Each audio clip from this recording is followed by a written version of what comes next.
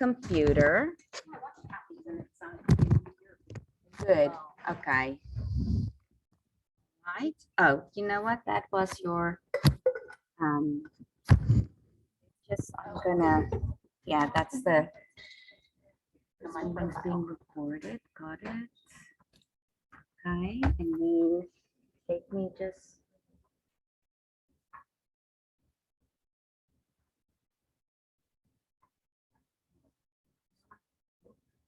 right.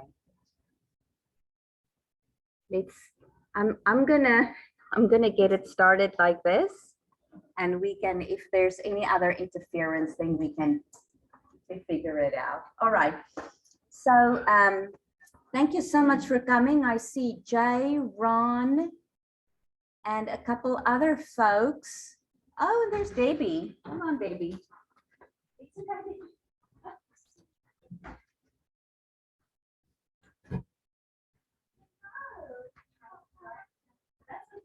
We just got started because I had to figure out this Zoom thing. Come grab a seat. All right. So, so thank you so much for coming, everybody, and everyone on Zoom. We are kind of wrapping up, although we will still probably do a couple of sessions in the fall about residential services, but we are trying to figure out the challenges around, you know, the residential issues that we are having, and where do we start? What do we do? What supports are, you know, there are in place, and just all the things around that. But anyway, so we have Diane here tonight, and Diane, I'll let you introduce yourself and share with them your experience and things like that. But then before we get going, I would like to open us up in prayer, and then we can kick this off. All right. Hello, everyone. Hopefully everybody can hear me on the computer. Welcome. I don't need to turn my back either way. So I am Diane Brown. I am a mom of 4. We actually have 24-year-old twin sons, and then we have 21-year-old boy-girl twins. And our daughter is one of the 21s, and she is she's pretty severely disabled. She is nonverbal, non-ambulatory, daily seizures. You know, we all have these long lists, but that's the gist. I am a nurse, a registered nurse, and most of the reason I'm here tonight is because I was a care coordinator on the IDD waiver, if most of you know what that is. If you don't have it and know what it is, you're probably on the waiting list for it, or your child or ward is. And so I'm very, very passionate about this population from a mom standpoint, but also like to share all of the experience and things that I learned in that 6 years. And I will say it is an incredibly complex waiver. All of our kids live in that gray area. There's no black and white with them, and all of their needs are so unique. So 6 years of that, and I still was learning things every day. So, but I always told my boss this in that job, but I was always a special needs mom first and a care coordinator second, which sometimes maybe got me in a little bit of trouble because I tended to be pretty passionate about that job, and about my caseload. I had lots and lots of people over 6 years, and it was wonderful. But I took a fantastic opportunity this year. I had been begging for a nurse to be in the 18 to 21 program in DeSoto, where my daughter was, begging and begging. She'd been there for 2 years, and she's very complex, and they had never had one that complex in the building before. And I finally got my wish this year. And then the head nurse said, by the way, do you want to come take that job now that I got permission? So I jumped on that because it's been super fun, and I'm madly in love with my students, and it's been fantastic to kind of be hands-on and do that again. So especially after COVID, and I couldn't get out and see people for the state wouldn't let us get out and see our people on the waiver for 2 years. So it's been really nice. So let me think, what else do I need to tell you?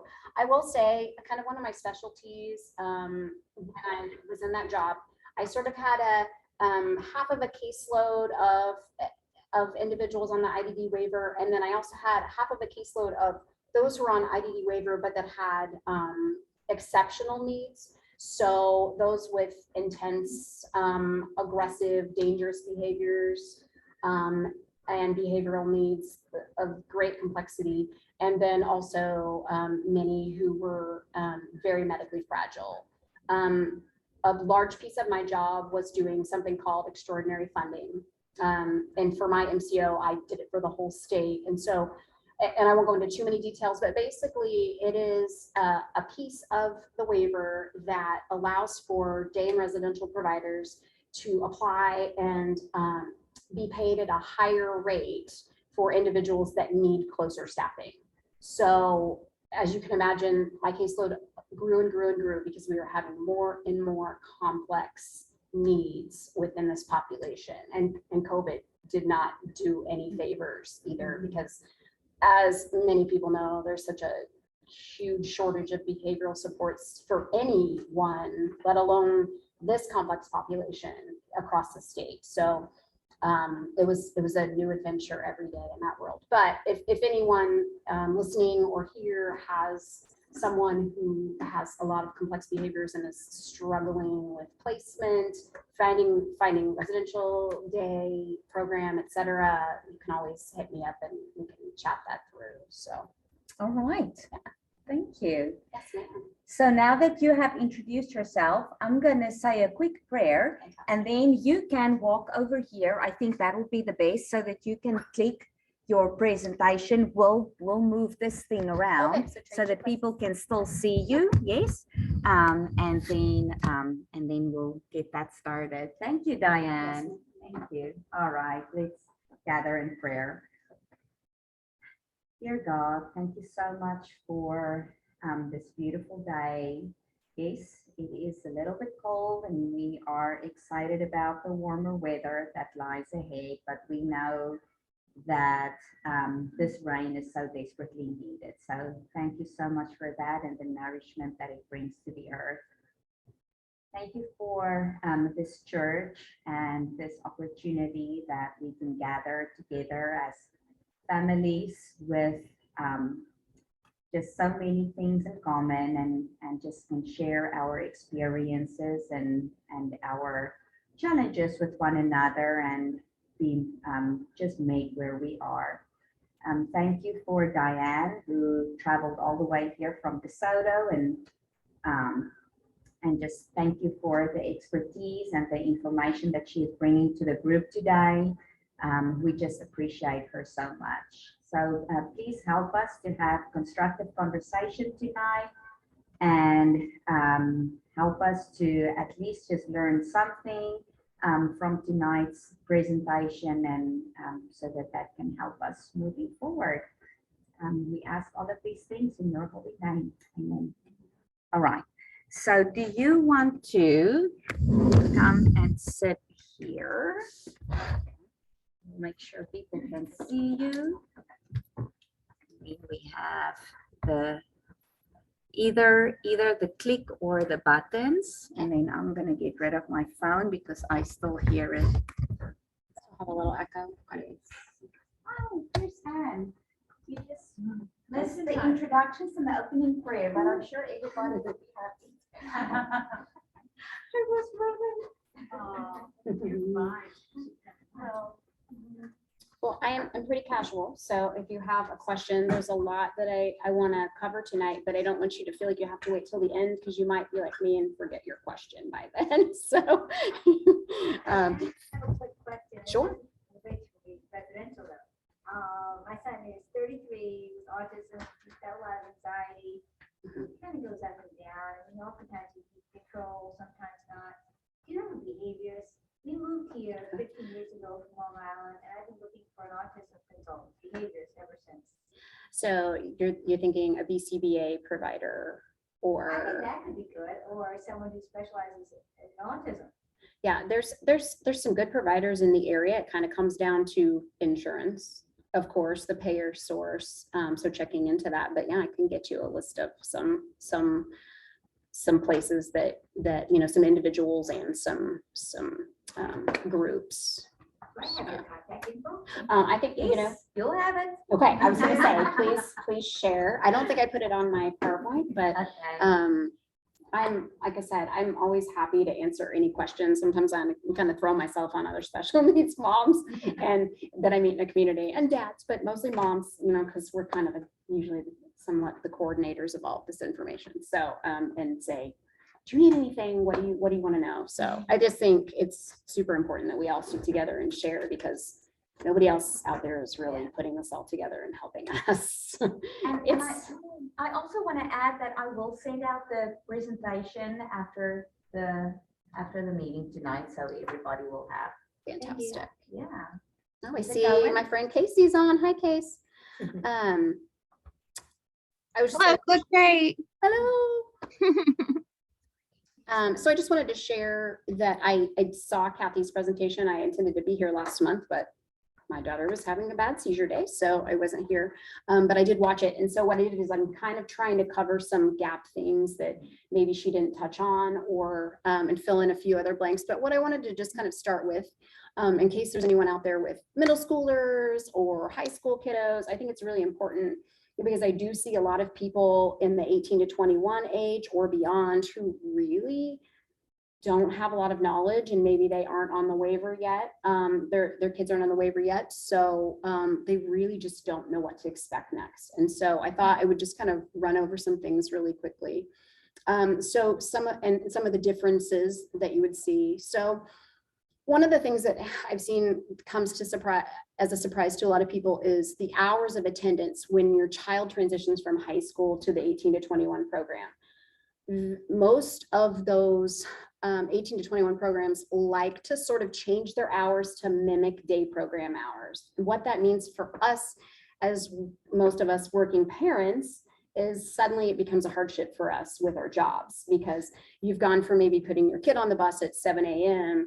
to now kiddos, their program starts at 8:30, 8:45, 9 o'clock. And that's been a real difficult thing. In addition, they're getting out of school earlier too. So fortunately, a lot of us have buses, and so that buys us a little more time, right? By the time we put them on, and then they get home at the end of the day, but it is still leaving later and earlier in most circumstances. And so I think it's important to point that out so that people can kind of start preparing, because then when you get into day programs, it can become even more difficult because they're 5 hours.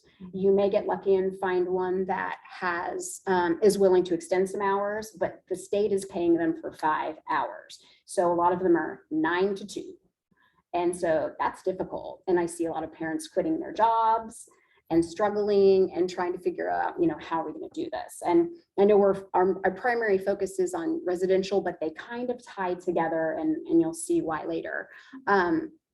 So just a quick explanation. So a lot of people are surprised to learn that all those IEPs, 504 educational plans, they stop when your kids leave school, because it is an educational plan. When your kids leave school, they don't have that anymore. And so they're kind of lost in thinking, well, how do we continue to work on goals, and how, you know, what do we do now? We still have things we want to accomplish, and we want things that someone is accountable for doing, other than all of it being placed on us, right? We need help. So that's always important. And so I just kind of touched on, you know, what are our legal or written plans that we have now? And those are, and they sound similar, and you're going to hear them both referred to as PCSPs, but there's one different word, and that's support and service. So person-centered support plan is that one that our targeted case managers develop with us. If you don't have one, that's your case manager that is kind of your advocate, jack of all trades, go-to person that kind of is supposed to guide you through the process. If you don't have one, I will say they're not all created equally. Some are very strong, some are kind of green. So I would encourage, just personally, if you have one that you don't feel is supportive enough, you need to get another one. But the PCSP is developed as a team with the goals, and that's the one that goes over, and you're always going to have these. If you are on the waiver now, you have this already, and it's done annually, but can be updated any time. So hopes, dreams, strengths, and growth opportunities, or things we want to work on and improve. So if we are in a day program or a residential program, it's kind of important. I would recommend having goals for both of those entities, because a lot of times you will go in and those meetings are long and they're tedious, and some just want to have 1 or 2 goals. But I think that it's important to have a goal that's addressed by the day program. We're doing different things in the day in the residential settings. So, and then we want to know who's going to be responsible for tracking the progress at school. Legally, the IEP, they're tracking that every quarter, right? But a lot of times the goals by the day in the residential service provider, they're just kind of touching on that once a year, unless we're kind of advocating and saying, how's that going? Where are we? Do we need to update this? Where are we? So I just wanted to kind of throw that out to think about having at least one goal for both, to have them be accountable for something. And then I just have some examples. So, so safety issues, I've seen, goals. I'm going to memorize my home phone number. I'm going to learn my home address. I'm going to be able to identify who my parents are or who to call in an emergency, et cetera, et cetera. Or maybe it's a, goal to learn to get out in a fire. I don't know how many people in my previous job, I would say, what are your plans if your house catches on fire? And they're like, I don't know. If they're ambulatory, they can get up and they can get out, but has mom thought about how they're going to get their kiddo that lives upstairs and has a wheelchair out quickly enough? So something important to maybe make as a goal. ADLs, or activities of daily living. Those are those things that were asked about by our care coordinator. How long does it take to get a shower? How much help do they need taking a bath, et cetera, so that they can determine how much time that they need, or a caregiver would need to assist with that. So ADL goals are very important as we're becoming adults and well into adulthood. How well are they brushing their teeth? How, anything that they need to work on. No goal is too small. It's all important for independence. And frankly, if they're going into a residential setting, they may not always be getting their teeth brushed really well. So we need somebody to be accountable for that. Maybe it's because they're very resistant to that and they do not like someone helping them, or they want to do it themselves and they don't do a good job. But you all know where I'm going with that. So I just think it's really important to tie goals to things that you think there are issues with, or places where we can become stronger. And then you have your person-centered support plan, which is the one that your care coordinator at the MCO creates. So that's what I used to do. If you were on the waiver, you know what I'm talking about. So that is to authorize all the services, in-home supports, or PCS, FMS, which is that agency that you pick that pays your in-home workers, day residential supports, supported employment, et cetera. Those are completed annually, but the reason I'm really bringing this up is I want you to understand that last piece. They can be revised as needed if there's a change in condition. So a change in condition would mean went to the hospital and is coming home and needs more help. It's not had the flu 3 days, came home. It's, did somebody break their leg and they need more support now? We need more time, having a lot more trouble taking a shower, et cetera. Or it could be as simple as, my kid's getting ready to be done with school this year and we're going to need more help in the home. She's not going to be anywhere. So what do we need to do? How do we need to increase that in-home support time to still support her now that she's not at school all of those hours every day? So really important to understand that you have options. You're not tied to what you've been given for a full year. Okay, let's see if I can make this work. Well, we had some. Your little people moved. My people moved. Did you see that? Thanks to my husband, the IT guy, that put that in there for me.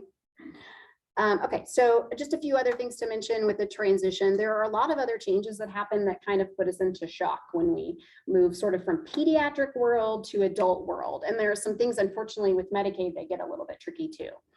So obviously we're going to move to adult physicians. What I always tell people is we don't necessarily just want to take our special needs kids to our family doctor that we go to. We love them for ourselves, but do they understand complex needs? Lots of specialists, a lot of primary care physicians will tell you, I'm used to referring for colonoscopies and mammograms and seeing people with the flu, but wow, uncontrolled seizures are really not comfortable for me. That is not my thing. So it's really important to use your tribe of parents, right? And say, who do you guys like? And I have a great resource. If you don't know, there's a fantastic doctor in town, Dr. Gaffney, and she actually runs a transitional program where she is helping transition from pediatric to adult care, and she follows you all the way through. And she's very head to toe. As a nurse, I find her very pleasing because she's incredibly thorough, and she literally is looking at the feet and going all the way up the head and saying, how are those braces doing on the feet? And how old is this wheelchair? And looking at all the meds, and she's really super thorough. So that's what you want. You want somebody that is coordinating. Laura Gaffney, Gaffney. She's with Advent. And she's heavily tied to Leanne Britton Center, if you know of Leanne Britton. Specialists are another thing. And I will say, my kid, we are right there. We are transitioning right now, all of our dang specialists out of Children's Mercy and a couple of other child places and into the adult world. And it's quite a headache. So from personal experience, I would say, do a few at a time. Don't do them all at once like me, okay? Do one and then wait a couple months, because what you're gonna end up with is like 6, specialist appointments in 1 month, and it's extremely overwhelming. And it takes a while for all the referrals and all of that nonsense. But again, we're gonna look for specialists that really know special needs population, not just any old urologist or any neurologist at all. Or somebody said this guy's pretty nice. If you have epilepsy, you need an epileptologist, not a neurologist. You need to really do your research on who you need that's going to be the best. Not all doctors are created equally either, right? Therapies. This is a tough one. If you have OT, PT, speech, etc., suddenly it becomes very difficult to get those paid for when you move into the adult world. ABA is a perfect example for autism. The Medicaid waiver loves to start saying they're 21 as if they're magically cured, and they don't need that anymore. So I would say if you have a child that is getting ready to become an adult, you better get on top of that, get the therapy that you can get and get it all established, and then work really hard to hold on to that. If you've kind of been dragging your feet or procrastinating, get somebody good going. Enteral nutrition, I bring that up. So that is Pediasure, Ensure, Boost. A lot of our population need that, whether they're just getting one a day to make sure they're healthy or they're living off of it via G-tube. It's very important to understand at 21, Medicaid wants to stop paying for that because suddenly magically they can eat a normal diet apparently. Okay, so that is, again, something you need to be prepared for, stock up on, because oftentimes you get maybe more than you need. So you need to order it routinely every single month at the 31-day mark. And same with incontinence supplies, any of those things, we always want to make sure we're not, oh gosh, I have several boxes in the basement. No, you need to keep getting it. Enteral nutrition, you're going to need your care coordinator to work with you and fight to make sure that that gets paid for. And let me say this. In the Medicaid world, you might get a no, but there are always exceptions. Okay, I would say that 15 times if I could. The rules are here, and I know everybody likes to preach that MCOs are the devil and they're terrible, but I'm telling you, my former coworkers loved this population and would fight very hard to get them the things that they need. They just needed the words from the parents to help them understand why they were needed. Not all of them are special needs moms. There's quite a few. But I often had coworkers coming to me and saying, okay, I really want to give more time for bathing for the caregiver, or I really help me to understand why this person would need special wipes for incontinence care. And I would say, well, XYZ, I'm a special needs mom, so I get why would it take longer to give someone who's a spastic quadriplegia longer to take a bath? Well, gosh, they're stiff as a rail. You can't pull their arms apart and clean under them is a struggle, so sometimes it's just you guys communicating why is this harder? Why do I need this? Don't just take a no, okay? Dentists, I know Kathy brought that up.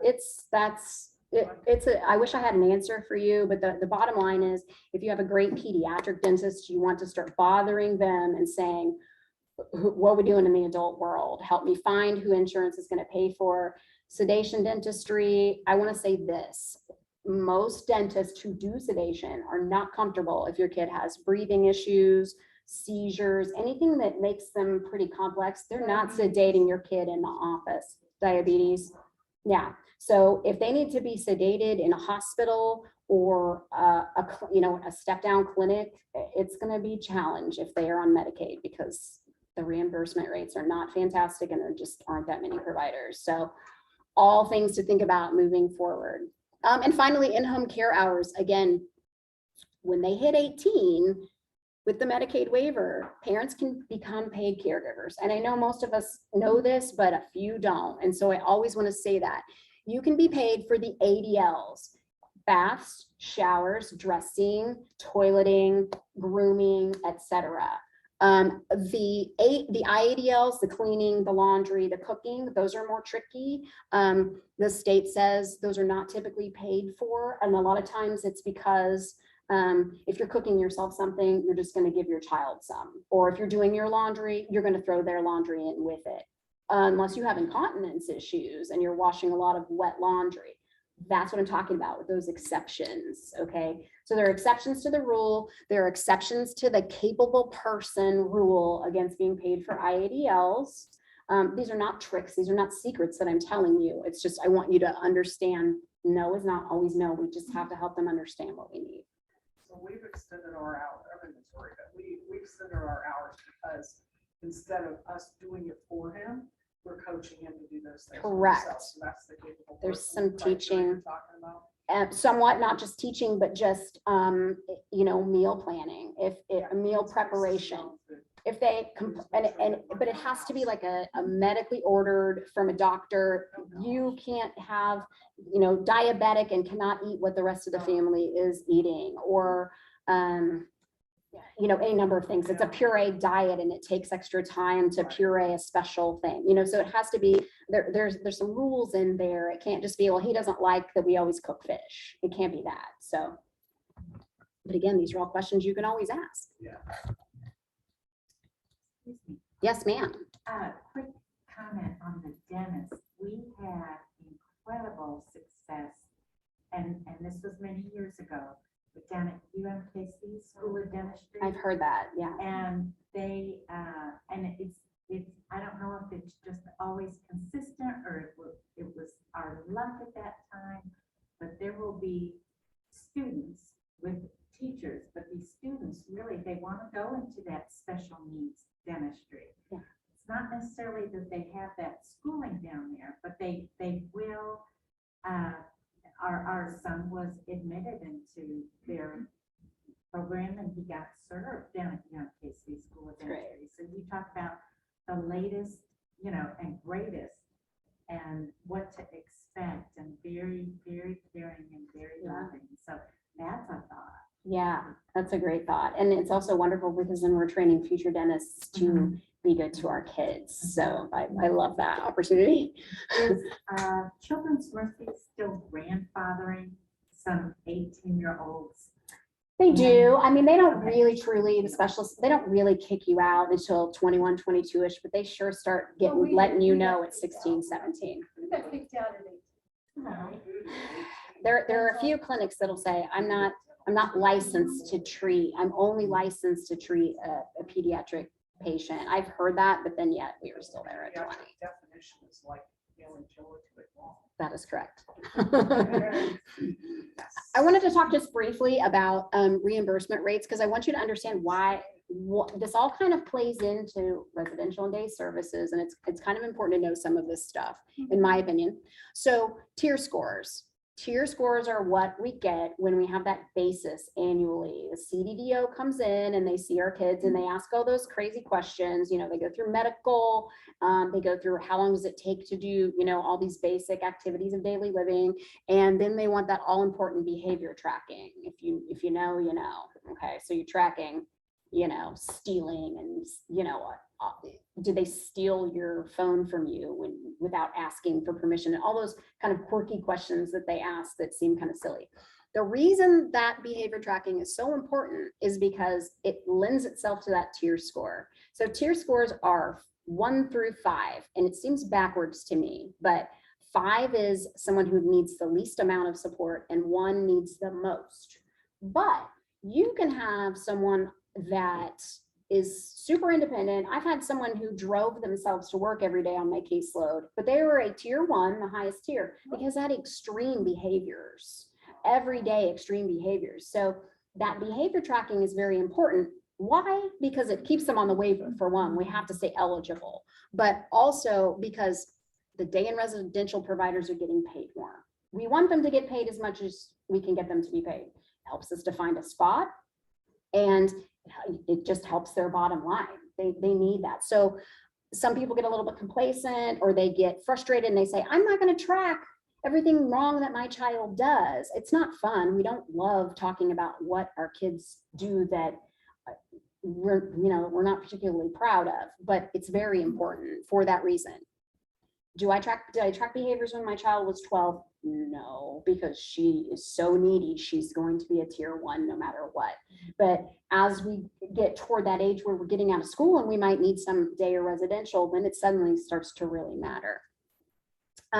Along the same lines with reimbursements. So it's important to know residential providers get a flat fee for 24 hours. They're not getting paid by the hour. They're not getting paid if they only have your child from 10 o'clock at night until 7 a.m. They're getting paid one amount for the whole day. Why is that important? Because a lot of the homes aren't staffed 24 hours.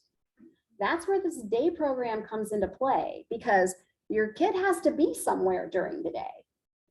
Some are, a few are staffed around the clock, but it's typically for people who cannot tolerate getting out in the community and being in a day program.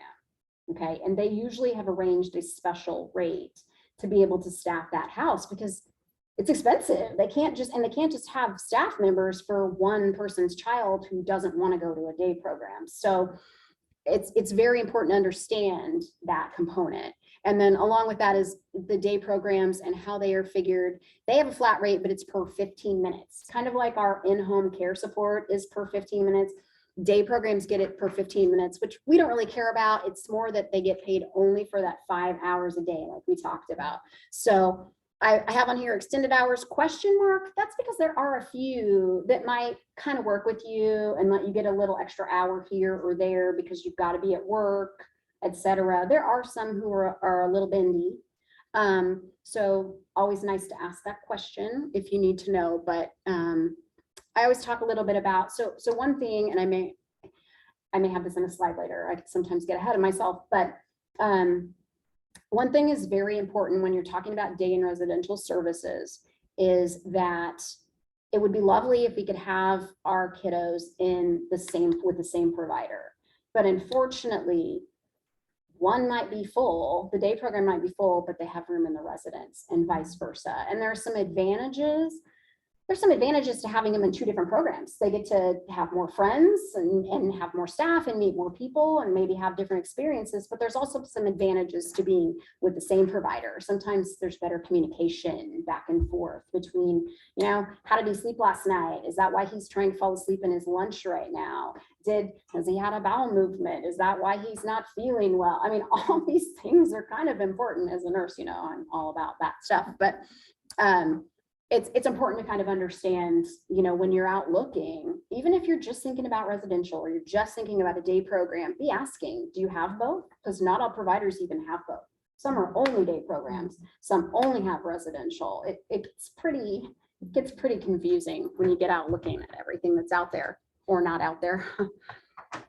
Okay, so what are my choices? We know that the CDDO is where we go to make our choice. We complete that choice form that says, I choose Good Life to be my day program provider, as an example, not playing favorites or anything, I promise.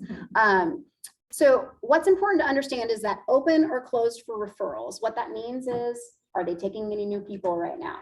If you are in Johnson County, they have a great website that you go to, and I have it linked on the next slide. You can click and it will tell you which day programs, which residential programs, which TCMs, etc., have open spots. So it's nice to know that, because then you don't have to call around to everybody. Wyandotte County has a great website that lists everybody, but they haven't yet updated it to say who's open and closed. So if you're in Wyandotte, you can either call all the providers, or you can call the CDDO and they're really helpful about telling you. But I think it's really important just to go and look anyway, because if you're starting out early enough, you want to go tour all of them. It doesn't matter if they're open right now, but it is nice to kind of know this one's never open. They have had a waiting list since the dawn of time. I got to get on a waiting list now, or, you know, and you've all, I'm sure have probably heard kind of, oh, you can never get in there and that place is fantastic. And I mean, isn't that kind of why we're all here? Because the only ones that ever have openings are the ones that probably aren't the best fit for our kids. That's the challenge, right? We don't like the options that we do have. There's some great ones out there, but gosh, I mean, as a former care coordinator and all the time I spent with all those places, I was like, can't you just slide me into that, you know, wait list, or can I just, you know, no. And I mean, one of my sons, one of my 24-year-olds worked for JCDS for 3 years in residential, and I had one that worked at one of the day programs at Willow Tree. And I mean, so, you know, and I was like, come on guys, I gave you my kid, just let me, it doesn't work that way. So, so important again to go and look at those websites and see what's out there. And then when you're looking at residential, you want to know what kind of openings do they have for residential, because they're not all created equally, right? Some are staffed 24/7 homes, or maybe not 24/7, because we talked about not so much, but maybe 18 hours.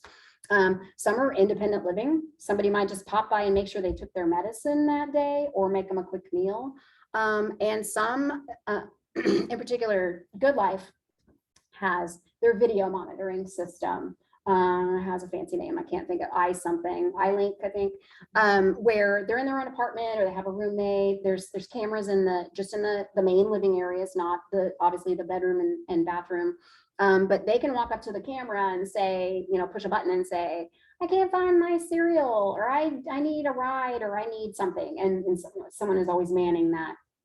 There's nurses available, and they have different resources that are available for that. But that's not going to fit for somebody that needs around the clock care. So there's a lot of different options. And it's important to know when you look at who's open and who's closed, when you call them, they may say, well, yeah, but that's only an opening for this type. And it's not because they're, you know, discriminating against you or what you might need. It's that literally we have one house that has one room that is open right now. So it becomes a challenge. Don't get frustrated if you're told we don't have that kind of room.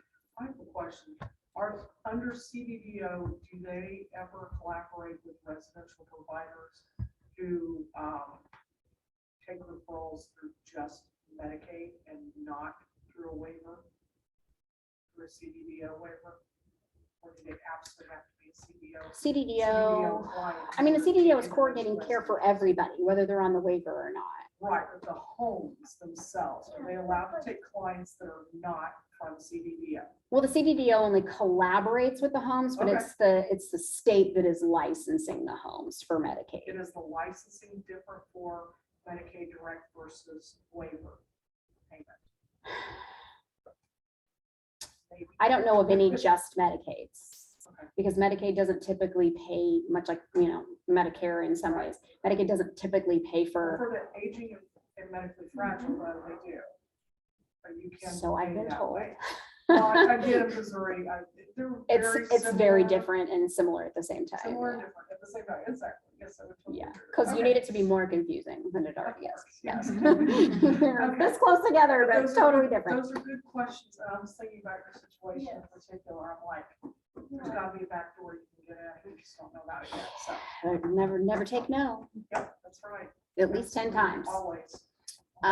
Let's see. Okay, so like I talked about earlier, do they take day and residential? Do they have day and residential? Or are they just one or the other? We always want to know that for future reference. And let's say we have to go to options for day services to begin with, and we go to, I'm trying to think of another one, res care for residential. We still maybe want to keep after them and say, when you get an opening, I'd like to have them in, you know, for both of your services. So, of course, scheduled tours everywhere. Day programs in particular, very, very different. If you've toured any, some you just have a lot of people sitting around watching TV. Okay, and we're doing some crafts, and maybe we're not getting out as much. And maybe we want to ask why. Do you not have very many vans? Are there not that many places to go? Do you have people who struggle to go on outings and maybe not everybody is able to go because of a few? You know, there's a lot of questions to be asked there, but there are also some that have rooms that meet everybody's abilities, you know, that where they're separated out into what they want to do and what their strengths and weaknesses are. And then they have sheltered workshops where some people can go and actually go make money and be productive, but not all have a sheltered workshop. So it's really important to go and see them and see what the heck is out there. And there really are some fun options for both day and residential. You just really have to like keep an open mind and a positive attitude, because you're going to see some that make you want to cry. That's just kind of the way it is. They're just, nothing compares to our own homes and our own care. So unfortunately, I've spent a lot of time in day and residential settings. So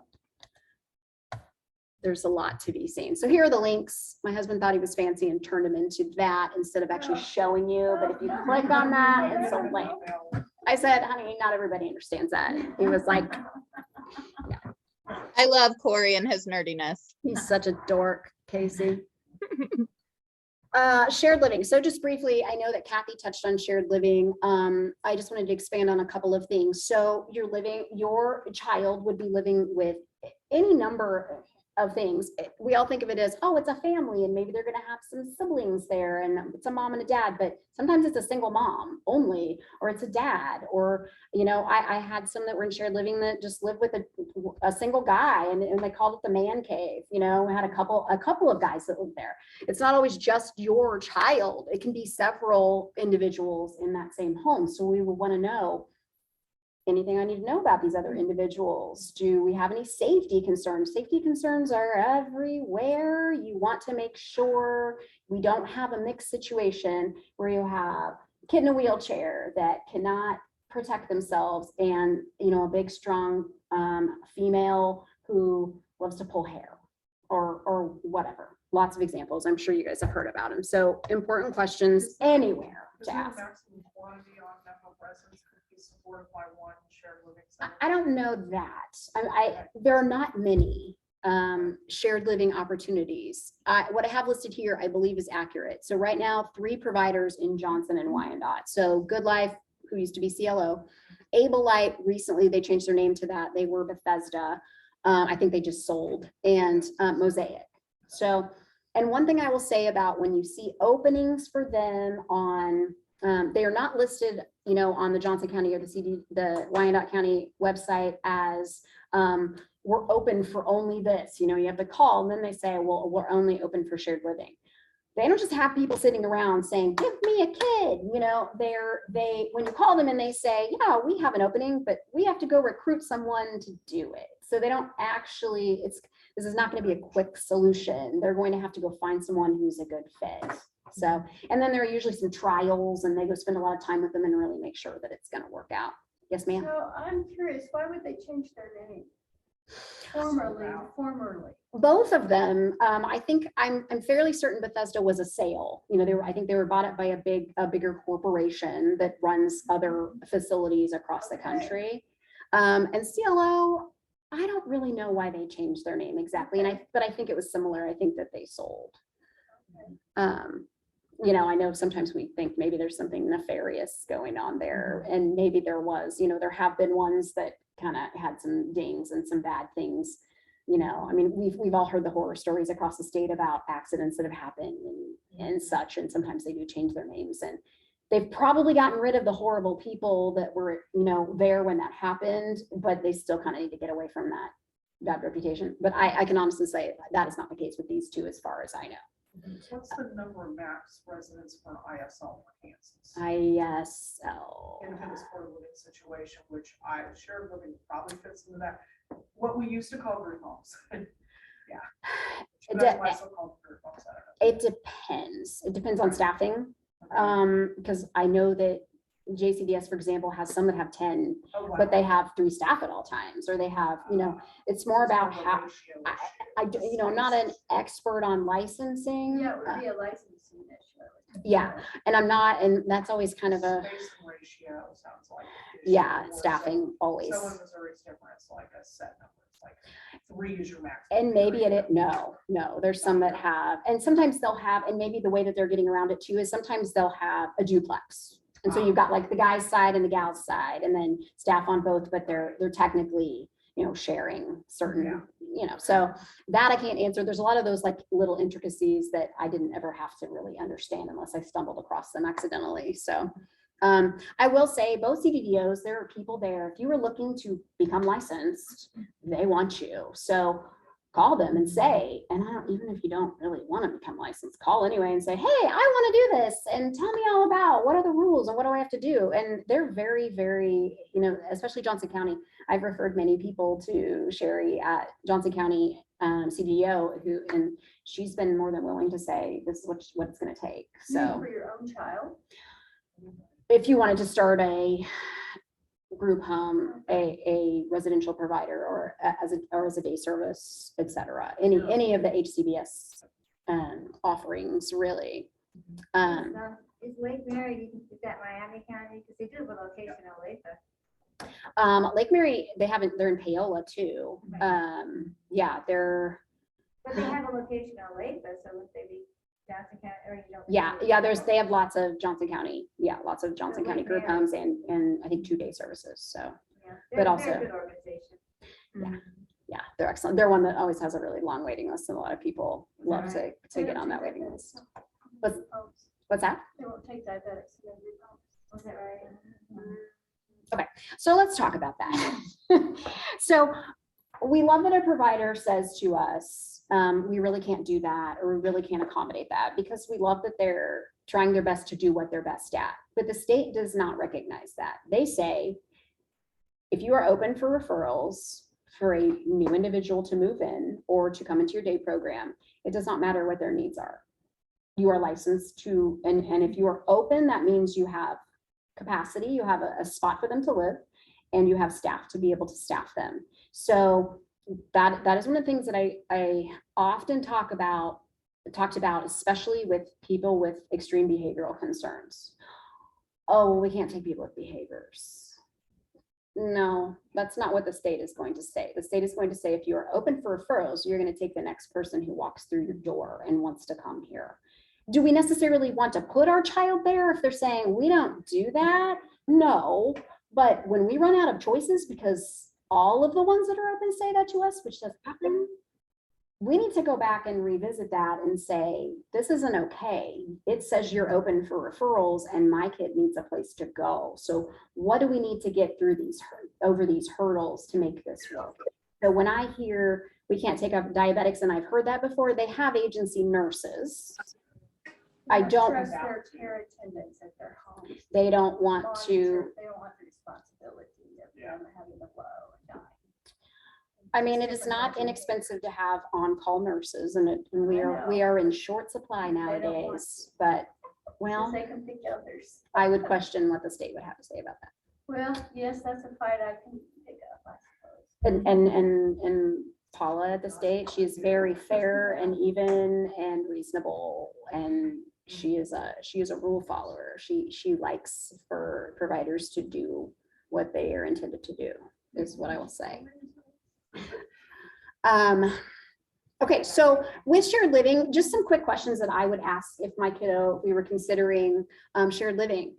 Is the host going to have an outside job, or is their only job taking care of my child? Because there are some who go to a day job, and maybe your kiddo's not going to a day program, or maybe they're working late and your child comes home and there's a gap there. They are allowed to get someone else to come in and provide care. So important to understand, this isn't always their full-time job and their only income source. And that's something I learned along the way that kind of was interesting to me, because I thought, well, my gosh, this is your job. No, this is someone opening their home for your child to come in and live, and it's a little different. What's their backup for respite? If they're sick, if they have a death in the family, they want to take a vacation, what's the plan? Are they going to have to come home and stay with me for a week because maybe I'm 85 and can't do that anymore, or kiddo's too big and strong and has behaviors that I can't manage as a 5-foot tall mom, so really important. And then of course, again, we're going to attend a day program during the day, or going to be with that shared living host or caregiver for the whole 24 hours. So can I ask a couple of questions about Sure. Mosaic specifically? When I visited the Blue Valley Resource Fair not too long ago, Mosaic was there. And they were super excited to hear that I was from Church of the Resurrection. And they're like, so the representatives who were there. And they were like, hey, invite us to come into your church and we can come and present to your congregants and offer this opportunity of opening your homes. Yeah. And, trying people and blah, blah, blah. Is that a good idea? What would that entail? Would that? There's some courses that you have to take and some pretty extensive training is my understanding to become a host. It's not just, hey, I like special needs kids and my kids are grown and I want to open up my home. There's a lot of training and honestly, I mean, a vetting system to make sure that you really can do it. Yes. But they're always, I mean, there's a shortage. They're Right. all weird. Like I said, I mean, they want to recruit people. They say that they're open for referrals because they really want to be. They want to Yeah. expand.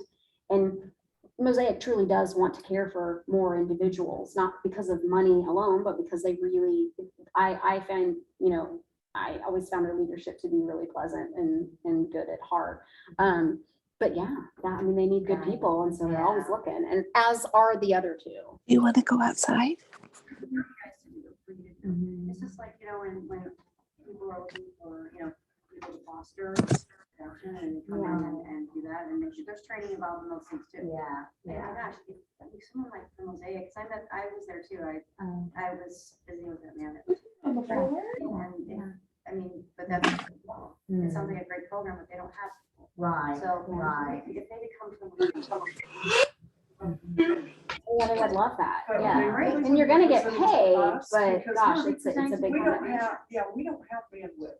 But No, to no. dovetail though with the, maybe the adoption, Mm. is there an Ministry, yeah, adoption we have an ministry here? foster and adoption Yeah, this ministry. would go along with that Yeah, quite nicely. yeah, Yeah, that might be. and I mean, and I would like go just because I want to go, but Yeah, unless I got a little more bandwidth than I think I do, I'm not ready to invite other people in my Yeah, house it's- on top of what I already got. It's a huge commitment. yeah. It is, yeah. I got my hands full. And I mean, I've seen some amazing shared living hosts, Mm. phenomenal, but gosh, I mean, it is, if you have raised your own children and you are bringing in another child with a lot of these individuals, so it is, I don't have that kind of energy. That's for sure. Yes, That is true. yes. The ones I've known though are like young couples. I don't know if you know Jonathan Wilcox and his wife Jennifer. I don't think so. They are a good life host family. There's some great ones. And they bought a new house so that they could expand and accept another resident. Wow. And they're a married young couple without kids of their own. Mm. This is what they want to do. So I find those rare You do. jewels of just the right people. And you for may have this. some in your congregation, but I mean, Right, they need to right. understand that this is a big deal. This isn't, Yes, you know, donations yeah, and a yeah. little bit helping out with respite time. So, yeah, I mean, I'm sure they were really excited to be invited. Right. You have Yeah. a large group, so. I was just a little nervous that they were a little opportunistic. Not, I don't want to make it sound negative, but Well, they are. I mean, they need to take all those Yeah, opportunities yeah. to find Sure. good They're people. excited about Mm. opportunity. yeah, okay, Like, all right. Yeah, Um, I mean, we need more places for our kids to live. So Say, I I'm would- glad they're out there being go-getters and trying to Yeah, find more options, because right. I've seen some very successful shared living homes. It's a cool thing. If you can find the right people and match them well, it's a super cool thing. Oh, and the finances are amazing too. I mean, they really do financially support this effort happening. So I think it's a win-win for everybody, but I know what you mean. Might have felt a little slimy at first. I agree with that. I can I tell would you feel though, a from little, our gosh, what am perspective I as parents, getting our people we into? want to know who they want to know. Yes. Yeah. And a great place to target people is in a church. Right. What could be better? You Right. know, good people go to Yeah. church, Yeah, loving Okay. people. go to And it's a church. large group of people in one Take room. care of- You Yeah, can get a lot of people. sarcastic watch it. Yeah. yeah. So I liked, we'll talk about group homes. I mean, those are obviously the most plentiful option in our area, in the metro area. And it is because the way that licensing is set up and the rules, et cetera, and obviously from a financial standpoint, those are the easiest to run. It is more difficult when we get outside the box and try to do these creative solutions that we would actually love to have for our kids. So important to look at that as an option, not close your mind to it, you know, completely, because it is tricky to try to find those other creative solutions. And there are some wonderful ones, and I've had some people just absolutely love it. I think of a 23-year-old that I had, a wonderful, bubbly female that I had on my last caseload, and she was like, I need out of my parents' house. You know, she wanted to grow up, and they didn't want her to. And man, I mean, it was the perfect fit. She had the perfect couple of girl roommates, and it was like she was at college, went away to college. I mean, so there are some great success stories. It's just that matching, and it's tricky when, like I said, a provider has one bedroom open. You're getting what you get for a roommate. You're not getting, so it's always, you know, I always think, gosh, you should approach a residential provider. Maybe if you do have a couple, we all have those friends, right, Casey? And we say, let's get together, and maybe we approach a residential provider and say, we've got the house and we've got 3 people, like, you know, can we join forces? Can you staff us? You know, it's an option. I'm not saying it's a perfect option, but it's something to keep in the back of your head. But when you go in and you just have the one and they have the one, then they're getting the roommates they get. And it really, and the good agencies will say, this isn't going to fit. I've got a guy in there that doesn't sleep all night and he's up banging around. And if your kid has, I always use seizures as an example because it's always in my brain with my own kid, but you know, if they have seizures, they need good sleep. So that is not going to be a good fit. So the good ones will really try to match the right spot. But what that means is the opportunities are few and far between for us. Again, are these group homes? Some of them are not staffed all of the time. Some of them have some, you know, I think of one that I had where 5 guys were living there, and they were like, you know, 50 to 70, and some of them were retired from day programs, so they weren't going anymore because they didn't want to keep up with the 25-year-olds and do all the outings and stuff. They wanted to stay home and nap and read the newspaper. So that was a really good example of being in a group home, but they didn't need somebody in there all the time. They came in and made them breakfast and made sure they took their pills, and they came and made them dinner and tucked them in, and it was great. But on their particular provider, once one gentleman did start having some higher needs, they really wrapped around and increased their presence. And it was really nice to see that there are some providers that will, you know, really kind of stay. They love these people. They've been with them. Some of them, and JCDS has people that have been there for 25 years on their service, and you know, they want to take care of them through the intention is to take care of them through their lifespan from age 5 theoretically, but I guess residentially you have to be 18 unless it's a children's residential, but 18 to death. That is what is intended, and the waiver is 5 to death for IDD. So in theory, but the reality is we don't necessarily have what we need out there to truly follow that transition. My son, when he was at JCDS, was in the kind of a retirement home that had a lot of individuals with dementia, and it kind of became a hospice house in a lot of ways. And I'm a former hospice nurse, so it was really sweet because he would come home and he finally, as a 20-something, could relate and say, I get it. I get why you were a hospice nurse. This is really cool, but it's really sad and hard. But he really had so much joy in taking care of people at the end of life and seeing how well JCDS took care of their people, and they'd have them again for 15 years or 20 years, and you know, watching them come through their lifespan. So really, really neat. And there is a lot of hope out there. I don't want you to think everything is just terrible, you know, because I've seen some really great success stories. Again, you can have a situation where, and you've probably heard about this, there are a few in town where, and JCDS is one, again, where you've got, you know, maybe part of a apartment complex where everybody has intellectual disabilities, and you just have kind of like an apartment that has staff in it, and they're just kind of bopping around checking on everybody. So there are some solutions out there that are not what we think of in traditional group home situations where somebody always there and it's always the same 5 residents, yada, yada. And then there are also people who have their own home. You know, I had one guy whose parents passed away, left the home, it was paid for, and staff just came in again and checked on him a couple times a day, and that was it. And he was happy doing his thing. He didn't go to day program, but again, pretty independent guy. So, and then I had a couple of, always like to mention this. I had a couple of instances where family purchased a duplex, mom and dad aged on one side, and kiddo was on the other side with staff, whether they had in-home care supports, PCS, or they had residential come in. There are a few providers in Johnson County in particular who only do drop-in visits. They don't do around-the-clock care. And Honeybee is an example. Honeybee supports, or Honeybee something. They're fantastic at doing those drop-ins and serving those kind of more independent people.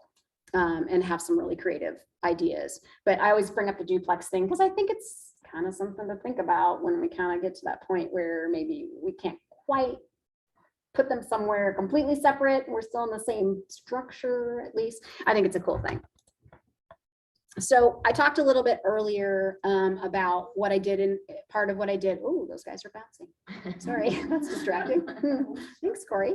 I talked a little bit earlier about what I did in my former job, which, and those online may have not heard that, but one of the things I did was worked a lot with people who had very dangerous behaviors and those who were extremely medically fragile. So it's important to note, you know, that there is the ability to have your child staffed 1-to-1 or 2-to-1, but it is not the same criteria as what you're seeing in school. It's not, well, this kid needs a lot of redirection and math help or whatever. It is very different, and it's extreme. It's not, well, you know, he's autistic and sometimes he needs somebody to make sure that he's, you know, getting from point A to point B. It is like, these are the people who are hitting, kicking, punching, spitting, starting fires, eloping. I mean, they are the extreme ones. And there's a lot of documentation that is involved that providers have to complete to get the approval for that. But it can be done. Again, this is a thing where there is not a lot of provider capacity to be able to do that, and there's never enough caregivers. But I always want people to know that that's out there. And the same thing with extreme medical fragility. There's far less of that in the state. It's mostly people that have extreme behaviors, but we did have some that, you know, have trach care, you know, very, very frequent seizures, very, you know, medically fragile, you know, very contracted, can't even sit upright. I mean, some very extreme situations where they couldn't be in a day program and they needed somebody that was just theirs all the time. And so it's important to understand that those providers can apply and get a higher rate that will compensate for them providing that 1-to-1 staff and you know, be able to facilitate that. But providers really, day and residential providers really shy away from this because they just, for one, extreme behaviors, you burn out your staff so quickly. You really need a couple to rotate because it is a hard job and there's just really not enough pay to get lots of concussions from somebody, and it happens. So it's tough. And if you have someone with behaviors again, and you go and you tour a day program or a residential, I would not come in. We as parents want to come in and say, let me tell you everything about my child and what you need to know. That is exactly the opposite of what you should do. Okay. I'm not saying you lie and you hide because you don't want to just suddenly thrust upon them this person who is not at all what you said, but we are going in to try them on. They're trying out for us, not the opposite. But when we hear, we'll bring them in for a trial day and we'll see how it goes, they are trying out your child. Yes. And a lot of our kids are not going to do well. They're going to have worse behaviors, or those who don't normally have behaviors are going to struggle suddenly being in a place that they are unfamiliar with. So I would say when you are making phone calls and you are going around, maybe you don't even take your child with you. You go tour and you don't take them, and you say, yeah, you know, they need a little behavioral support every now and then, because you know what, it's not really worth it if you're not really going to choose this place. We don't need to give them our life story, and we certainly don't want to go on the blacklist, okay? Because there's a, We know there's HIPAA, but hey, let's be honest. We know they share with each other. you know, so there's a reason that providers only want to take certain types of people. And it's because what I said earlier, we don't want to have somebody who's big and strong and has a lot of physical outbursts in a room with someone who's extremely medically fragile. That is a bad idea. And if we are a small provider, we don't have a lot of rooms to separate people and to be able to keep things safe. Or if we are Heartstrings, who is a fantastic day program provider in Johnson County, and they have, I don't know, 20 vans that they take all their individuals out in and deliver goodies and sell goodie bags. And it's this fantastic thing, this great idea. But people with huge behaviors cannot really go do that very successfully. And it's really hard to afford a wheelchair van too. So it's tough to take several in wheelchairs out on those adventures. So they're not necessarily trying to cherry pick, but it does happen because they need the right profiles. Now, it is tricky, it is tough when I go in and I see, okay, this one provider has nothing but people that can walk and talk and do everything for themselves. And it's this great, happy place. And maybe some of you have toured those places. And it's like, wow, my kid is not gonna fit here at all. But I wish they could because this place looks super cool, but nope, because they don't have the staff. They don't have the facilities. Gosh, we don't have a changing table for somebody who's incontinent. And wow, we don't even have a wheelchair van. And that's really expensive. And the state doesn't pay for that. They have to pay for that out of their operating costs. So there are some reasons. But there are also some providers that just say, nah, we don't take behaviors. They're not allowed to do that, you guys. If they have an open spot, they cannot say no. But again, we don't want to force our child onto somebody who doesn't really want them. So we need to ask, why? What can we do to make this work? Okay, so always keep that rule in your mind. We don't get to say no for pretty much any reason. We also don't need to, by the way, we cannot kick people out. And I hear this, and maybe some of you have had this. My son's been kicked out of 3 different residential providers. The state says no. If they have not tried everything that they can do to make that work, that's not okay. When you choose them and they accept your referral and say, we are going to care for this person, they are going to care for this person. Okay, so they may come to you and say, we can't do this. This is hard. We've tried everything. I'm not saying keep forcing it. Again, we don't want somebody who doesn't want us, but it is really not allowed in the state of Kansas to kick someone out. There's 30-day notices, but it typically revolves around not paying and other sort of things like that. But it can't just be, well, gosh, he's too much work. We didn't know what we were signing up for. Or he never had these behaviors before and suddenly now this is happening. It's not allowed. And we call the state and we say, they're trying to kick out my child and this is why. And the state most of the time is going to say, hey, provider, why are you doing this? What supports do we need to wrap around to make this work? Because you have made a commitment to care for this person. Okay. So unfortunately, some providers, when that happens, then don't wrap around. And then the police keep being called because someone keeps running away or hitting someone, or a staff member presses charges, which, by the way, if you have a kid who has extreme behaviors or even just occasionally hits somebody or kicks somebody, anybody can press charges against your child. And that's a tough pill to swallow when you have this person. I still see my kid as a 7th grader and she's 21. And, a lot of people struggle with that when their sweet little boy or girl suddenly has outrageous behaviors, and we're doing everything we can, BCBA, medications, everything we can do. Somebody can press charges against your child. They're not going to jail most likely. Johnson County is pretty lenient. Wyandotte County, they like to scare them a little bit more, but they're going to have court costs and you're going to have a mess you have to clean up. You send them to KU behavioral psych, the nurses are going to press charges if they get punched, because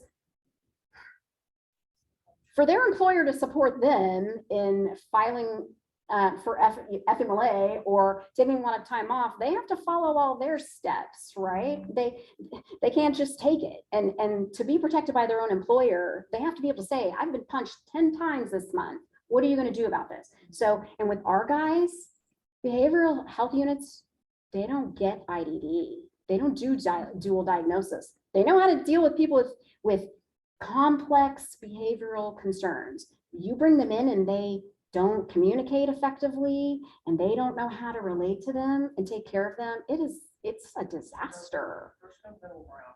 Those industries don't talk to each other well. And Yeah, the there's not good rules you're support. talking about too, those are, as far as is kicking your kids out, that's a federal Medicaid law. Mhm. So and I hate to say this, I'm sorry, but I'm gonna say it. So sometimes if a state is non-responsive on that issue, and you really feel like you didn't get treated right, you can call the federal Medicaid liaison for your state that works for CMS at the federal level, and they're responsible to interface with our state staff. Mhm. And the ombudsman, the state ombudsman is a great Yeah. place to start because that sets off warning signals and red lights at the MCO, especially I worked there, y'all, and I never got calls so fast as when somebody called the state ombudsman. Now, they may not, I've heard people say, oh God, the ombudsman didn't know anything and I didn't, that's fine. But ultimately they have to notify other entities. It's something that a complaint has been filed and those entities start moving really, really fast. So, and I didn't mean to get down a rabbit hole on this kind of stuff, but I know that there are so many people out there that are struggling with placement because, and solutions because of these types of things. So So we need to learn to advocate this environment. It is slightly different. Mhm. It is slightly. it's different. extremely different. I did it for 6 years and it was heart wrenching. Yeah, it is. And I mean, education laws, every set of laws is going to have a different Yeah. set of problems. Yeah. And if we don't share with people, that's I agree. fine. So thank you. You bet. And I'm always open for additional conversations. I know that Kathy talked about ICF, so I won't go over that too much. She said, Parsons and KNI, those are the ones. There's a humongous wait list and you have to jump through 1,000 hoops and basically prove you've tried everything humanly possible to keep them in the community, including extraordinary funding, that one-to-one extra money, extra staffing component. The state isn't even going to look at you, at your application. And one of the requirements I always like to mention is that the individual's IQ has to be less than 70. I don't really know why, but I had numerous people who desperately needed to be in an ICF setting who could not because I had one guy that spoke 3 languages, but he was very dangerous and he couldn't be admitted just for that reason, because he's too smart. So always interesting to mention that. Now, don't ask me how you get an IQ test for some of these people, but here we are. So you do actually get a psychologist to do one, but I don't know exactly how that works. I talked about extraordinary funding and the higher rate of reimbursement and all the hoops that we jump through. It's important to note this is not applicable to in-home supports. This is just day and residential offering that they get paid more. And it's not something you as a parent get to ask or apply for. It is the provider, but it's important for you to know it exists so you can go in and say, I heard you could get paid more to be able to provide this for my child. Okay. So obviously the barriers we've talked about them, staffing shortages, caregiver burnout, shortage of providers that'll even provide for people with those complex needs. The list goes on. Here's some of the barriers that we see for any provider in the community. One of the biggest ones is we have no ranch homes in the metro area. I moved here from Wichita, y'all, and it was all ranch homes. And I got here and I'm like, my kid's in a wheelchair. She can't sleep in the kitchen. It was really hard to find a place. So that is tough because there's not enough group homes because they can't find houses for these people, and apartments, same thing. I mean, it's a terrible problem. Accessible bathrooms, providers have to pay for that. The state Medicaid does not give them money to do that. That is a provider expense. $50,000 to modify a bathroom. Yeah, that's another reason why you're not gonna be able to find a home if you have, and it's not just if you're in a wheelchair. I mean, it's just tough with, it's trouble with stairs because yeah, my son can get up and down the stairs, but can he get out in a fire? Because that's what the provider's going to want to know. No, I'm sorry, that's the only room we have and it's upstairs. So I see parents say, I want to live like outside of town. We like the country, it's quiet, it's nicer. And I would say, please don't, because nobody wants to drive to a rural community to care for your child for 4 hours at $10.50 an hour. That is a bad idea. You've got to live where you have lots of nearby choices. They're not making enough money. And we all know like it's impossible to find somebody to come over for 2 hours before school. Nobody wants to work at 6 a.m. and drive all the way to your house and get your kid up for school and get them on the bus and then leave for $10, $15 an hour. So you're lucky if you have, sweet little neighbors with great teenage kids that might come over and help you with that. And of course, housing here is atrocious. One reason I always saw people a lot of people with behavioral concerns or complex concerns of any kind end up in Southeast Kansas. It's cheaper. Labor is cheaper, housing is cheaper, everything is cheaper. So oftentimes our CDDOs here say, oh, have you looked at Chanute? Have you looked at Wichita? Have you looked? And that's why. It's not that they really want to ship your kiddo out of the county. That's really where there are more options. And that's hard because what are we doing? We're advocating for them to stay in their home community. So stick with it. So in my last 3 slides, we don't need to necessarily go through them. They're all questions that you should be asking prospective providers of residential care. Some of them you may not have thought of, and let me just glance through. I mean, there's all different kinds of things. They're not all created equally, and the state doesn't say you can only charge for this, and this should be wrapped into the rate. So if you have somebody that is literally living just off of SSI and you don't have anything to supplement, they're probably going to hand over all but $60 of their check every month, and that's all they got to live on. That's all they're spending cash, all their, so it's really important. That's their food money, and they're not getting much for food stamps these days. So, especially if they're in a bigger group home, because all those people count toward their food stamps. So, or vision card, whatever we want to call it, but everyone knows it as that.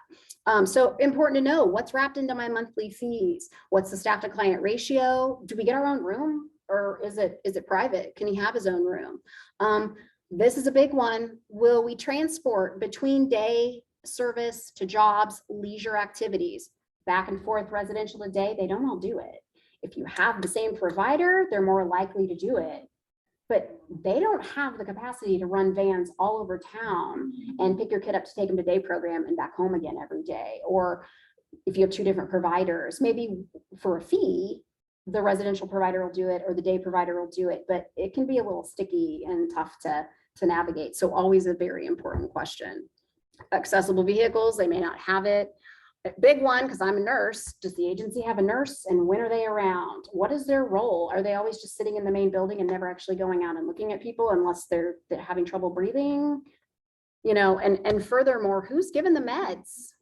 Who's managing the refills? Do they let me know so I can order my kids' meds? Or are they going to do that? What are we doing about the big stuff? The seizures? How are we tracking how many seizures they're having? Do they have GI issues? How their bowels moving, you guys? Because bowel obstructions are happening like crazy because nobody cares if they're pooping or not. That's a big deal. But not something anybody, somebody who's making $15 an hour really thinks to care about. And agencies have poop books, right? Bowel movement books, a lot of them track them, but it's just clicking a box, it's checking a box. So these are really important things that have so much to do with quality of life. Kids lunch so fast you can't tell. True story. True story. Yeah. Yeah. I think I smell something, but I don't know what happened here. But lots and lots of things. Meals are a big one. Okay. Some providers, you've got some guy that comes in that is doing residential, from the time that they get home from day program, let's say through midnight, and he can't cook. Okay. They don't check their cooking skills. So I don't really want my kid eating nothing but fish sticks and French fries and a can of green beans to say that it was well balanced. We want to know what they're going to get to eat. Do they get to pick their own meals? I mean, the house my kid worked at, he gained 10 pounds because he got to eat. That was one of the perks. You get to eat what they're eating, and they had fantastic meals. I mean, wholesome, great, but apparently he's eating a lot of the wholesome. I don't know. But your kid cooks, are they allowed to cook for themselves in this home? So many questions. So, and it's important to know, is my kid going to have to help cook? I mean, that's a life skill, but if he can't do it very well, or he's not safe to use an oven, how's that going to be accomplished? Is he just going to live on cereal all the time? Really important. This doesn't just happen at the bad providers. The good providers have people that really can't cook either. And one thing I always say, and I say this about nursing homes too, you guys, don't pick the one that's the prettiest and the cleanest and says all the right things. You're only as good as your staff. So you can have a really great, beautiful, brand new home with granite countertops, and they say all the pretty things. But if you get some idiot in there that doesn't know what they're doing and really doesn't care and is looking at their phone all the time, that is not going to help you. So nursing homes too, we all want to put mom in the prettiest, shiniest new place. The CNAs, they just circulate through all those different places. They quit here, they go over here for another $1 an hour. I mean, you're only as good as your staff. Love So your show staff. up at mealtime, is that what you're saying? If you're gonna Show take up a at tour? mealtime, yes, see what they're Okay. eating. And laundry, how's it gonna be managed? I mean, these are all important things that affect your bottom line too. Communication, how are we communicating with the family? Are we sending a book back and forth to the day program that says they didn't sleep at all last night? They might really be tired today. So important, right? Or do they need to poop? And finally, money management is a huge one, you guys. Like family will just hand over the vision card to the provider to track and spend the money on the groceries, which is fine if they have a great system for keeping track of that and you're making sure they're buying what your kid wants. Or is the staff doing all the shopping and your kid never gets to go to the store? Are they having all their food chosen for them? We don't like that. Choice. It's supposed to be choice. So, and most importantly, cash management. They need spending cash. If they can't use a debit card and you're giving them good old folding bills, who's going to manage that and make sure they're not, blowing it all at once, or that it's not getting pocketed by another resident or someone else. So you can look through the rest of them, but those are kind of always the ones that I like to hit on the most. And I really, it's 7:30. I'm a talker. Can I quickly add, how accessible is the staff when you go for a tour? So can you interview the staff? So in other words, the people who are actually going to care for your child.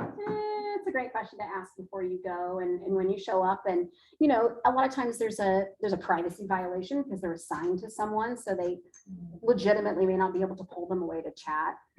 But I want to see. I want to go in. I'm not there to violate HIPAA, but I want to go in and see what's really going on.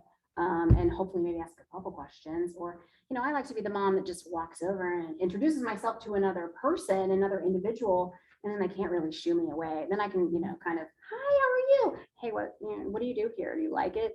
What do you guys do every day? What are your, just schmooze your way in. But there are those providers that are going to kind of keep you on a short leash and just walk you through and tell you all the pretty things. So that's tricky. What else? Anybody? Diane, I have a question. Yes.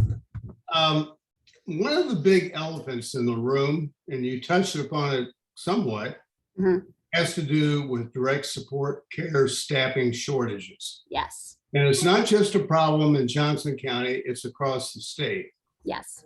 And part of the problem has been, a major part of the problem has been, for the past 20 years, the state has not increased the reimbursement rates to a level that will allow providers to pay their direct support staff a living wage. Correct. And be competitive with the marketplace. Mm-hmm. My son has been at one of the major service providers in Johnson County for 7 years. And at that location, the adult services staffing should be at 90, and it's running in the neighborhood of about 45. You're saying it's an agency directed. You're not hiring your own staff. They are sending staff to you. And these are the direct support staff at a provider organization where my son receives residential services. Okay. And it's a problem everywhere. And some organizations have gone out of business, some have consolidated. But the appeal I want to make is to everybody listening, parents, whether you're parents or whether you're, other providers or support of individuals with IDD, is that your voice makes a huge difference in bringing about change. And I want to give one quick example of that. In this past legislative session, a number of parents gathered together. They made a personal visit to Topeka. They sat down in the offices of the Ways and Means director, as well as with the budget heads and chairs of the various committees. They had an opportunity to really express the need and concern that parents have for increasing the pay of these folks who are providing care to their kids. And they gave personal stories about what that means to them and how it's impacting their kids. And then we testified before committees. We wrote letters to all of the key legislators who were making these decisions. And you know, we found out something, that the power of parents and their voice far outweighs what the providers who go to testify about needing increases. And lo and behold, to our surprise, there was finally some major movement on the issue. A fair amount of money was committed in the budget, which will be matched by the federal government. Yes. And we will probably be able to start paying direct support staff $15 an hour, which is what everyone was hoping to do because they're paid far less than that. Yeah. But it's not over.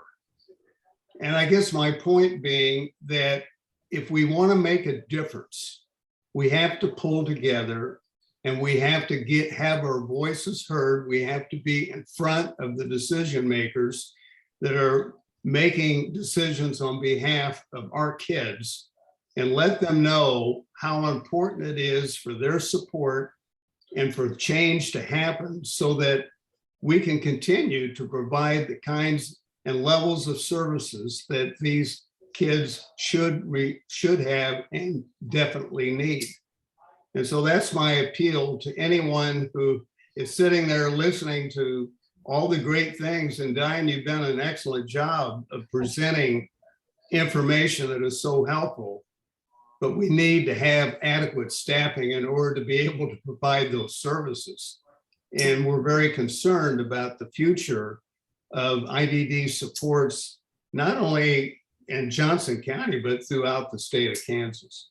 Yeah, I wholeheartedly agree with that. And there are, I know one person that is listening from home who has lobbied hard. I know Kathy, who presented last month, she spends lots of time testifying, but we need more. We need different faces. We don't want the legislature to only see the same faces all of the time. And they've got to see our kids' faces, because it's really easy to talk about people that aren't in the room, but when they see them, how can they possibly say no?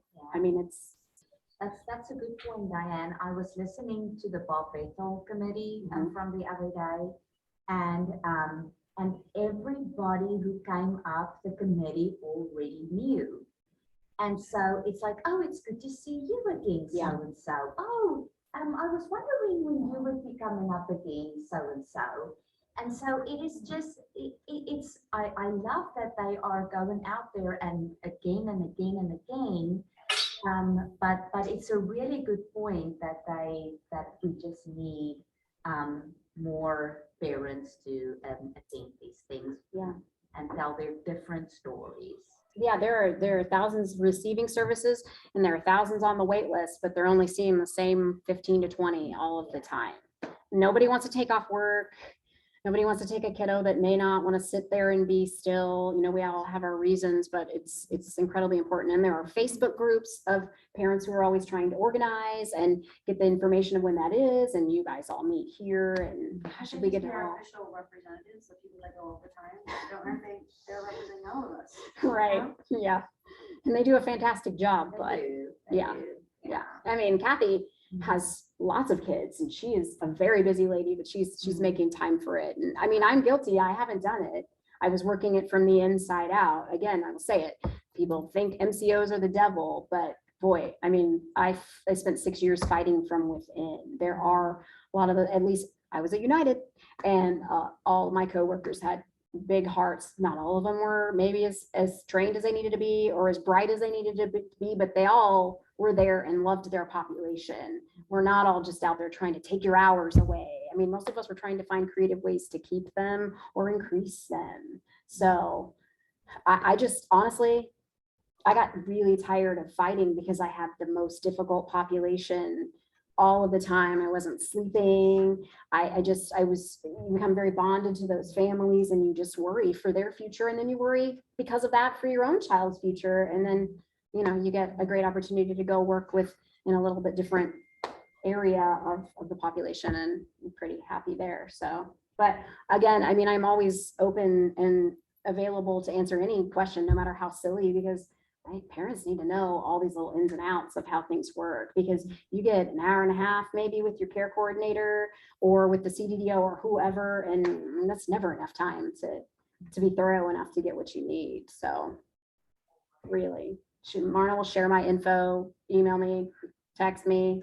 I'll answer any question if I know the answer. I don't know everything, but So you said the same folks are going down to state Mhm. and going before them.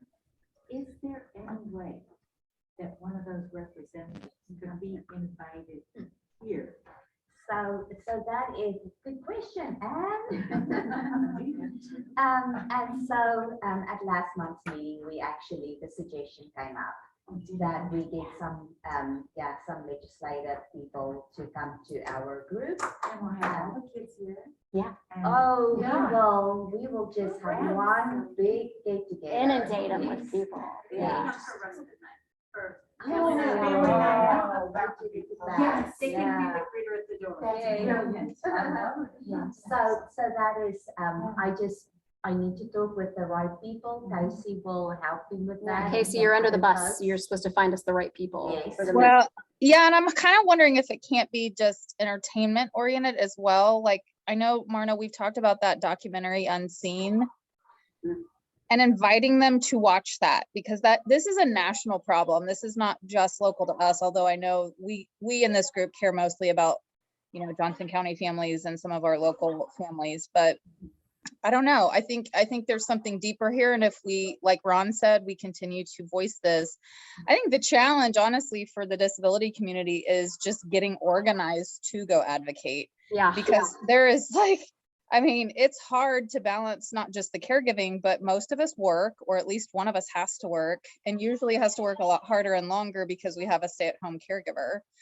So, if there's a better way to organize, or Ron joined Ron's force. I don't know. I'm sitting on the DD council and I'm having a hard time wrangling people. Yeah. I love One of the idea moms of- here made the point that we don't have a caregiver to watch our kids while we go do this because they don't get paid enough. That's true. That's true. Yeah, it's Yeah. Casey. Yeah. It's Joanna. I love the idea of doing a screen unseen though. That would Yeah. be amazing. Offer respite, do a legislative kind of soliciting before we show. Thank you. That's better. And a conversation afterwards that's facilitated by somebody. Maybe even invite the producer to Skype in, Heck yeah. whatever, Zoom in. And, I don't want to be He doesn't in charge wanna of be in the charge. Zoom, though. no, I'm not saying that. I'm saying we collectively. I'm not you. Yeah, no, I'm meaning the technical stuff. Yeah, I'll get Lily to Zoom us in or something. somebody else. does the Yeah. tech. We might need Kansas and Missouri legislature. Well, yes, and I will invite. That's true. you to Missouri, yeah. Yeah, Everybody else can yeah. join me, Yeah, That's true. because, and we, church and resurrections on both sides of the state line, makes absolute Yes. sense. And we're very close to Missouri. Close Yeah, enough. yeah. We're done. So, yeah, I think that would be amazing. And maybe we do it like right before the elections. They're not available. Maybe not right before, but It sometimes. has to be right before the elections. They're all campaigning. Well, right, They don't have between now and when the elections are, because that they do come out, if they get invited to something during their campaign time, they'll come. If they can. They do want FaceTime, so let's get them here. Let's do it. I'd love Well, if I'm Marna, I say, okay, who will take on the task of this and I would start delegating. Y'all have some good I will ideas. Who's help. gonna do Yeah. that? I will help, I will help. I will help. I will. I have a question for you. This is a personal question, but since we're all moms, I suppose I can ask it. So knowing what you know from the inside out and as a mom, what are your plans? I knew that was gonna come up at some point. Well, I am not sending my child to a day program. She's finishing school this month and there's not a good fit for her. She's too medically complex and she can't defend herself. So I have I'm super lucky. I hired a worker the same age in high school. She was one of and I always recommend the peers in learning or the regular ed peers that come in, like they're some of your best. Unfortunately, they all go off to college and leave you, but I got lucky and had one that stuck around, and for 6 years she's been with us, and she's moved on to also be a para at this school. But only mostly because she wanted to kind of be with my kiddo, and she's still kind of finding her way in the world and what do I want to do when I grow up, and she's going to quit and be home with her. So, and it's not ideal. She's not going to see peers anymore. I don't love this for her. It sounds dreamy to have somebody great. She's phenomenal, but I I'm here to see more people and I don't know what I'm gonna do with her all day. We've got, oh, let's go to the zoo and let's do this. And we got a list, but then what, when you burn About through that? volunteerism. Would you Thought think about that it. I was mean, some COVID's of made it a the- little tricky Yeah. because a lot of places still don't want Some of them volunteers, are but. reluctant to receive our. Well, and my volunteers kid's at this super juncture. vulnerable, so we're still masking. I mean, That's- Yeah. and she's masking at school. All of my staff are masking around our kids that can't, like, we're still very, very careful. So, I mean, she gets a cold and she's got pneumonia, so I don't mess around. But yeah, in residential, I don't even want to talk about how scared I am of that. I mean, I am just gonna live till I'm 140 and take care of her. That's- No, you're not. No, you're not. We're Gosh, gonna come up with a creative Casey- solution. Casey's she's trying to organize with me to take on the world. So when I recharge and get a little more energy that has been depleted from my last job, maybe I will start, day program has always been a little bit of a dream of mine, but God, it sounds like a lot of work and I'm in my upper 40s and I feel tired. I feel like I'm in my 80s, we all feel. Sometimes we just have to create our own stuff because like who else is gonna do it? You know, I love agree. the concept of using some of the PCA hours and I mean, I would take my last dime and buy the house next door if my Yeah. neighbor would move. Well, there's some tricks you could use. No, to- no, Yeah. But those concepts, Yeah. I don't want to resort to the old school, most restrictive solution. I want Yeah. to do something creative and I know. the right opportunity will show up. Mine's 22 too. So it's like, well, we got some time, but we also have a day program for him. So he has Yeah. sanity and so do I, thank God. Yeah. And there are a lot of great day programs with a lot of perfect fits for a lot of people. Yeah. There are several that I would love for my daughter, but they do not have openings. Yeah, So right. it's not that I don't trust any of them. And I think there's some fantastic ones doing some great stuff, just not at the moment Gotta for my find the right kid. one. Yeah. By the way, 1 year. I've heard some pretty good things Yeah. about this one. Wait Just list, say. wait list. Just is there. Yeah. And even here with your, the amount of volunteers you have and your capacity, I mean, Mm. not skilled, trained staff that can handle anything super complex. So even here, you're a little bit stuck with who you can serve. Well, And it's not because you want to be, but and they don't bill under the waiver system, which is not wrong. Actually, I like that you don't bill under the waiver system. yeah. Because all those other people that are on a 10-year wait list can still use you. Yes, Whereas that's why they it was couldn't use started. the other ones. So Yeah. even if they wanted to, they couldn't use the other ones. It gives them a lot more flexibility and also. My son he's 33 and he was in heartstrings first. Oh, So since they're on the waiver, we paid ourselves, it was okay, but even with that, they had to track the behaviors every 15 minutes. So the Yeah. staff has so much extra work. Yeah. And then It's a lot. they game the system because The basis is a broken thing and they've tried to change it and change the criteria, but New York State. and the they tried that in New York State. bureaucratic crap they have to go through. What's that? We're originally from New York Oh. State, from Long Island. Do they have something better there? Well, they tried putting the basis in, but Long Island parents, New York City parents are tougher. Yeah. We basically chased them down. They had to get rid of it. That is not really an efficient system because they game it. And all the providers think by doing that, they're getting more money, where they're getting less because they have to put so much staff into the behaviors. Yep. And then the JCSB or whatever has to put in so much, they meet and decide, they waste so much staff on that. That's money that could go to our kids. Yeah. It is, and that is one thing I think we should protest against. And I asked them the heartstrings to do it, and they wouldn't do it because they said it was making the money. I said, no, you are wrong. Well, they have to make the money to keep their doors open. So there's a fine line there, because they don't make a lot of money, you guys. I mean, and I haven't figured out, I tried to put it in a spreadsheet once and Casey knows this, to figure out, okay, if we ran a residential service, what combination of tier scores would we need to be solvent? Because, wow, if we That's took some all the fun tier math. ones, Woo. we'd make the most money, but they need the most care, but then if you have all tier fives, you've got to have a whole herd of them to make any money. So it's, Right. Well, they game it. So everybody's tier one. So then they don't take the people who need a lot of care anyway. yeah. Because you can, okay, they go to heartstrings, they went to Costco, and if you get 5 of them who walk in there and see they give us food samples and go for them, then they can write that, oh, he wanders. Yeah, he wandered and he stole because he didn't ask permission for Oh, the sample. Oh. It's a goofy system. I mean, it's not, and parents are so, I would always coach my parents who are new to the waiver because they're heartbroken when they find out Yes. they have to tell that their kids stole because they took their phone without permission when they were sitting there watching TV.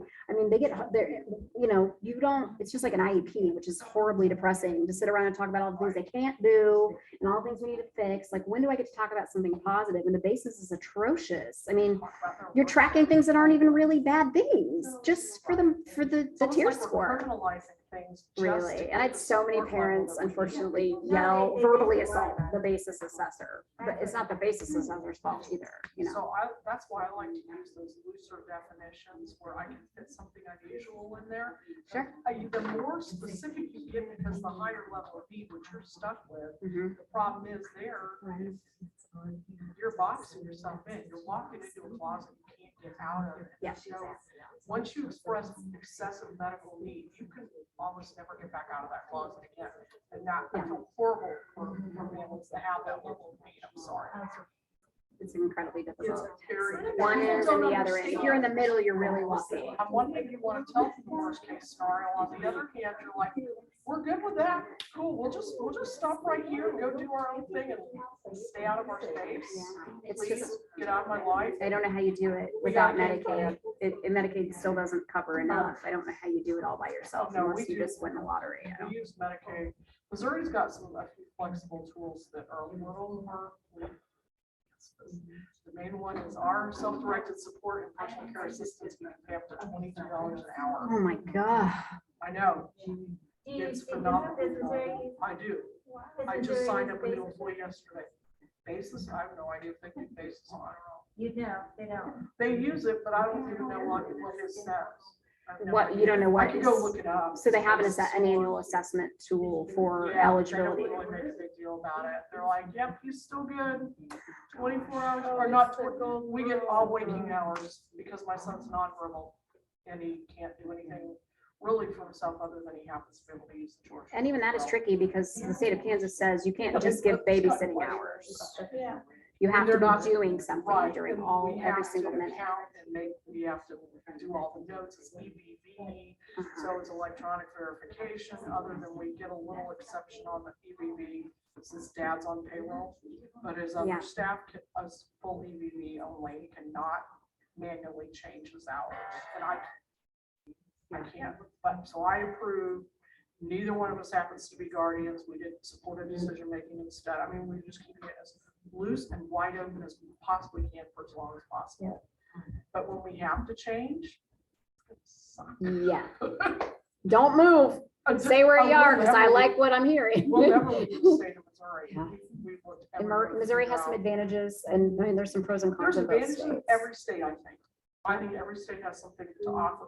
What I like in Kansas is you have so many innovative families who have done things like started in day programs that are self-pay.